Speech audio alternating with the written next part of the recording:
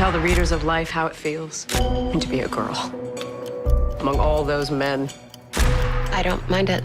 Your character, Beth, in this show is a very complex character. Obviously, she has an insane talent for chess, but she has this really traumatic past. What made you want to take on this role? Oh man, I loved her immediately. Like there was no script when I first heard that Scott wanted to talk to me, Scott Frank, sorry, and I inhaled the book in like an hour and a half. And I'm not a runner, but I ran to that meeting. Like the excitement level that I had of just how much I connected with this woman, how much I wanted to tell her story. And something that I think is really important is I did think I could tell it right. Chess isn't always competitive. Chess can also be beautiful. Now, chess and chess terminology are obviously a huge part of this show. What was your level of chess knowledge before taking on this part? Zero. None. I knew there were pieces, I knew there was a board. But that's actually kind of what was awesome about getting to do this, was that I got invited into a very secret world that's super cool and really interesting. A lot of the chess, especially the speed chess, was my favorite part of filming. It was so exciting to be able to have the pressure of like, okay, you have to learn this very complicated sequence over 3 boards as quick as you can in 5 minutes and just like give it a go. I loved it. It was like up there with the proudest I've ever been of something that my brain was able to do because I tricked myself into believing I was a really good chess player.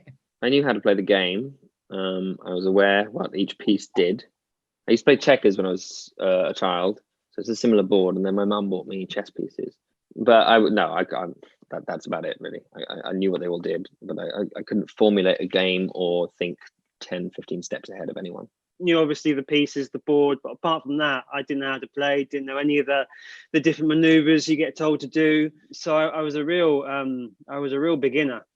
So, but that's part of the joy of acting, I think. You know, you get to do things that you just wouldn't usually come across. So that was definitely part of this journey, was learning how to be a chess pro. You're an orphan, Beth. I'm fine being alone. I feel safe in an entire world of just 64 squares. Throughout the series, Beth finds family in Jolene at the orphanage, and then in her adopted mother, and even in some friends she meets along the way. What message do you think this series sends about family?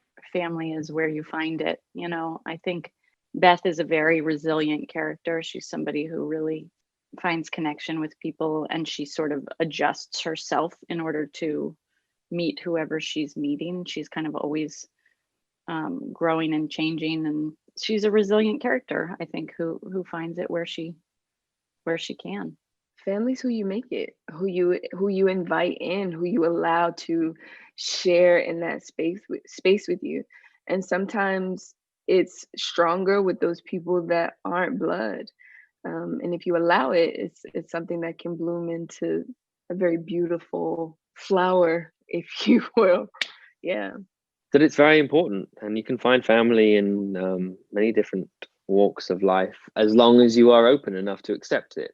I think it's fair to say that Beth has a rough time through the story, and so I guess the message would be surround yourself with good people, and they're going to help you through that. Oh, it's a beautiful message about family. I think, you know, as you're watching it, something that really struck me, and I think was also a lesson I had to learn for myself, was sometimes when you feel the most alone or the most lonely, it's only because you can't see further than your nose.